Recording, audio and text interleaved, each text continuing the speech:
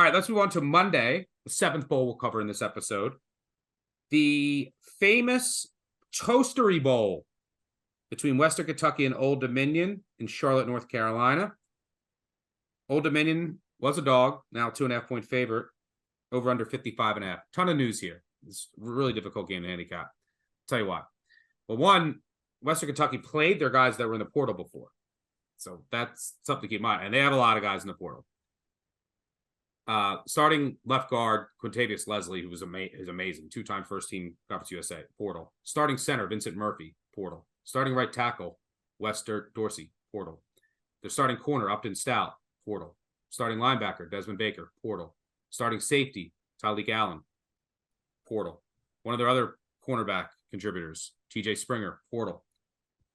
Malachi Corley is going to play in the NFL, get drafted. Don't know. Wide receiver. Nothing's come out yet. I've heard from people close to the program he's going to play. I'm going to be shocked. I also have heard, it's not confirmed yet, Austin Reed is out. He's done. He's not playing, which I think this line pretty much implies. Mm-hmm. His backup, Caden Veltkamp's also in the portal, but going to stay with the team, but apparently they're not going to play him. So what I've heard is it's Turner Helton is going to start this game. I assume that's Helton's son. Gotta be. So yeah, Turner Helton is starting this game. And then on the other side with Old Dominion, you have Javon Harvey, the wide receiver, pretty good when he's out, portal. They're starting safety Cherry Jones. He's pretty good. 100+ tackles this year, portal.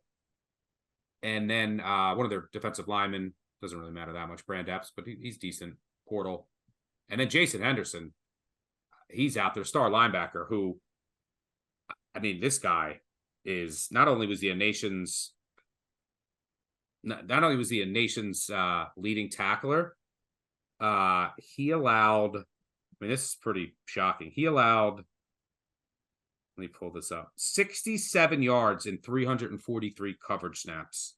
That is the best in the nation for any linebacker. So, then I'm talking, so that, look, you could have 3 defensive starters out, 3 or 4, 3 of your starting offensive linemen, your stud quarterback, who's going to play in the East-West Shrine game, maybe your NFL wide receiver, and then you're down to the coach's son at quarterback. But then again, this is the team that played all their guys in the portal before. Mm-hmm. And I then talked to someone who said, oh, here's a tweet right now that I'm looking at. As we're doing this, other news, Malachi Corley will 100% be playing. Said he's all in. I'm reading this right now. Yesterday when asked, this is an update just coming in live on the show because I was just searching it on Twitter to make sure I didn't miss anything. Yesterday when asked if Austin Reed will be starting a quarterback in the bowl game, head coach Tyson Hilton said, everybody's getting reps and everybody's at practice, but in terms of Reed playing, he has no comment. He did say most of the other guys in the portal will play in the game, but wouldn't specify who that would be. He said if guys are sitting out, it's due to health issues more than anything. So I don't know. That's huge. You're talking about 4 starters, the star quarterback, 3 offensive linemen, your NFL receiver. So I don't know. I think this Western Kentucky team stinks. I know their defense stinks. So I want to play Old Dominion.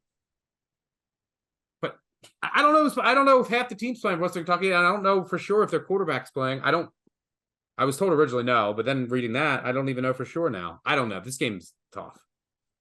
Makes sense of this. I mean, didn't Austin Reed get in the portal before and try to get some money? And then came back in. And then he came back in and played the bowl, and he threw for like 7 billion yards against South Alabama. Stop. He's bad. So I mean, Western Kentucky had a really terrible year. They only had 1 win over a bowl team this year. That was South Florida. They're awful. They're awful. They should have lost to fucking UTEP. They should have lost to Sam Houston. Yep. Well, Old Dominion had wins over 4 bowl teams. So there is a big difference for you right there. Now, when Western Kentucky is on offense, they're going to be able to get yards and move down the field. I don't care who's on the field for them because Old Dominion does not have any kind of defense until they get down into scoring position where they really shore up. Now, they run a 3-3-5, a 3-2-6. The defense excels when opponents get into scoring position. They're top 25 in finishing drives. They're 25th in red zone efficiency. That is generally where Western Kentucky has all of their problems. Offense this year, 96th in quality drives. They get the shorter field. It's an air raid. They can't run the ball, and field shrinks. Red zone efficiency plummet. So I think Old Dominion is going to be able to hold their own when Western Kentucky gets into scoring position. Now, on the other side of the ball, it's as clear as day to me what this handicap is all about. Western Kentucky cannot defend inside zone, a 44% success rate, which is horrible. And Old Dominion EPA is the winner here. They are rush explosive crazy. Oh, they're 7th in rush EPA to Western Kentucky's 125th in defending rush explosives. That means you're going to get a big night from Keyshawn Wicks, Kadarius Callaway, who averages 4.6 yards after contact. And let's not forget Old Dominion's quarterback, Grant Wilson. He has 19 runs over 10 yards this year. They are going to run that inside zone against a very poor Western Kentucky defense that has not been able to defend inside zone all year. And all three of the names that I just mentioned are going to have huge chunk yard plays. I'm sticking with my Old Dominion bet that I made on open. I would still play it at -2.5. I think 3. I guess maybe 3 would be the last place. I mean, Old Dominion got hot at the end of the season, but you're right. In Western Kentucky's best form, they should probably have 6 scoring opportunities and could keep up here. So I'll say 3 is the last number, but Old Dominion for me.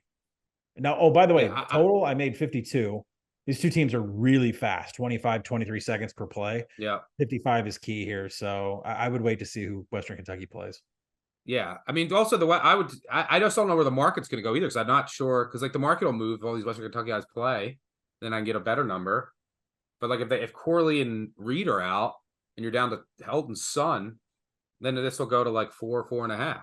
Well, there's it's already moved. There's nobody playing for Western Kentucky's defense that's going to be able to stop ODU's run explosives, period. So, I mean, if you see Western... And I think ODU will care. This is a big game for like their program. And Western Kentucky, I mean, this is a team that's, been in conference championships. They might not. Old Dominion was dead in the water like at the beginning of November. They were dead in the water. So, yeah.